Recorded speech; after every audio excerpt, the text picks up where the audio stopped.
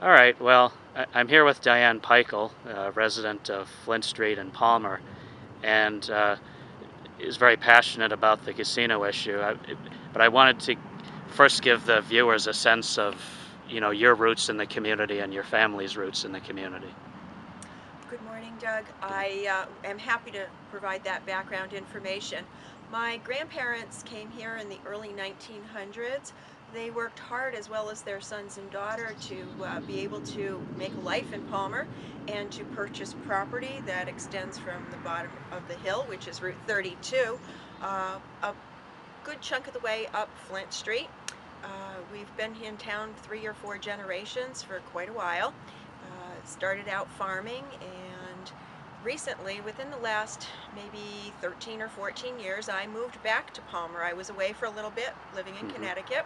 Mm-hmm. I came back for a little bit better life, a quieter life, and decided to invest in the community. I built a house here, Mm-hmm. convinced my company to Mm-hmm. actually move their Yeah. warehouses here.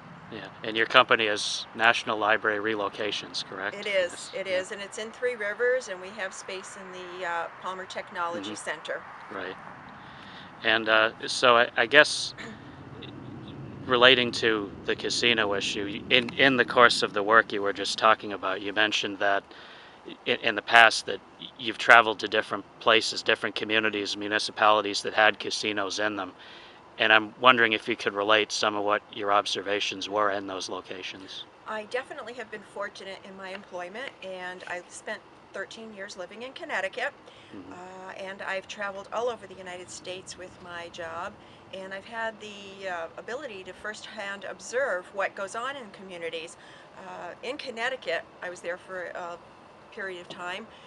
They actually tried to put a casino in the city where I was living, and we were fortunate in that the town council and the state legislature decided that our city had enough crime and they had enough traffic, and it would not be a viable solution to anything, so they decided not to do that.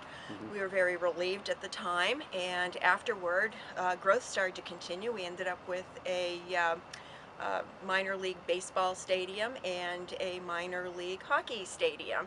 And the growth is still continuing down there. I do visit every once in a Mm-hmm. while. Unfortunately, my friends on the eastern side of the state did not fare as well. I have done projects down on Route 32, and I do talk to customers and have asked them what the casinos have done for them, and the response has been pretty much the same. It hasn't changed our lives. It hasn't done anything to improve the communities. If people actually take a drive down Route 32 through Norwich, Connecticut, they can see what I've been saying all along is I have seen what the casinos do to the towns, not for the towns. I've been to Niagara Falls most recently, and my hotel was across from the casino, about 3 or 4 blocks. Uh, Boarded up storefronts and small businesses going out. Uh, Talked to the people there, and I found out that most of the people that visit that area are coming for the falls, and they said it's seasonal and it's summer. They do get some business from the casino, but not as much as anticipated.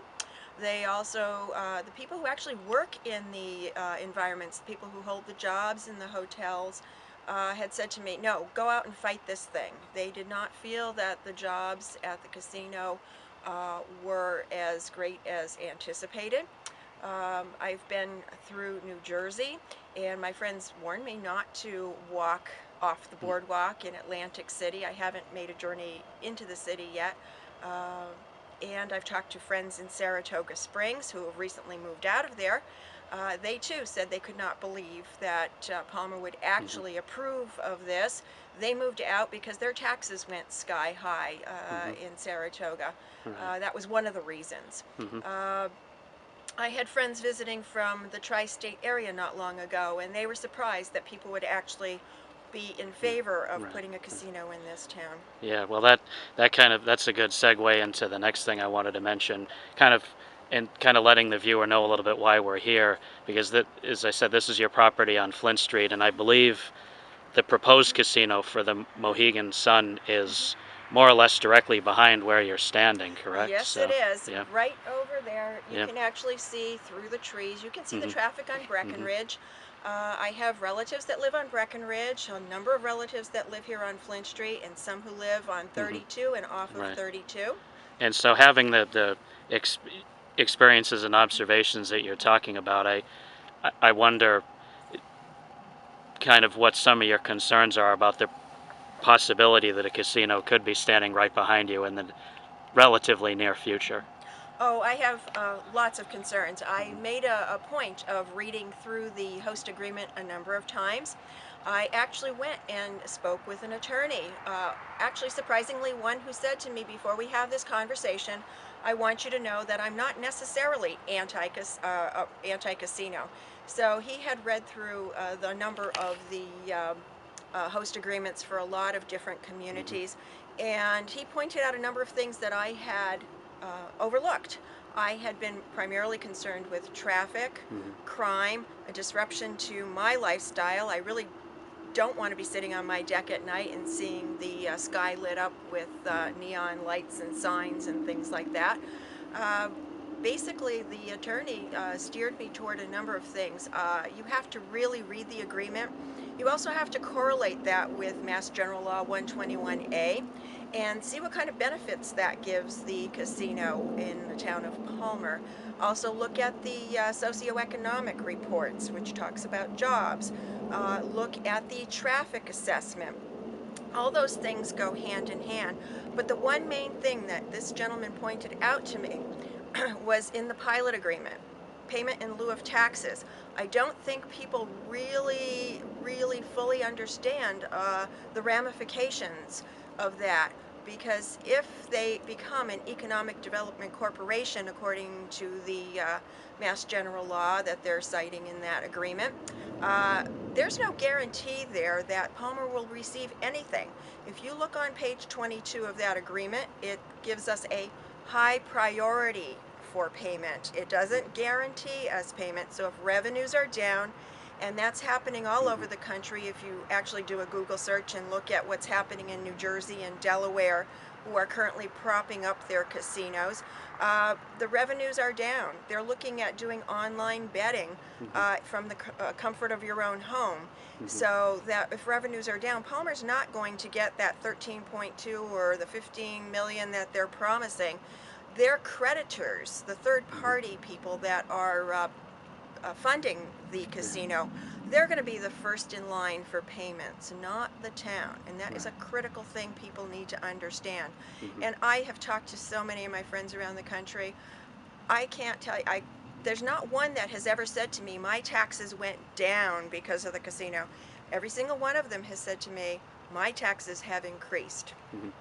And apparently by a pretty substantial margin, correct? Yeah. Yes, they Yeah. wouldn't tell me what, Yeah. but one of them said it was substantial, Yeah. and there is another gentleman who said that he had lived in Atlantic City back when that first started Mhm. popping with casinos, and said his taxes had tripled. Mhm. I don't know what the figures are. They didn't care to Mhm. share those things with Right. me, but they were upset and very Mhm. disillusioned. I mean, the other thing that's happened with a lot of casinos is if they have a disagreement with the legislature or whatever, sometimes funding stops. And people also need to realize that those licenses that are being issued by the state are good for 10 years, and then they have to be renewed. Mhm. So what happens then? Mhm. Yeah. All right. Well, thank you very much for sharing your thoughts with me today.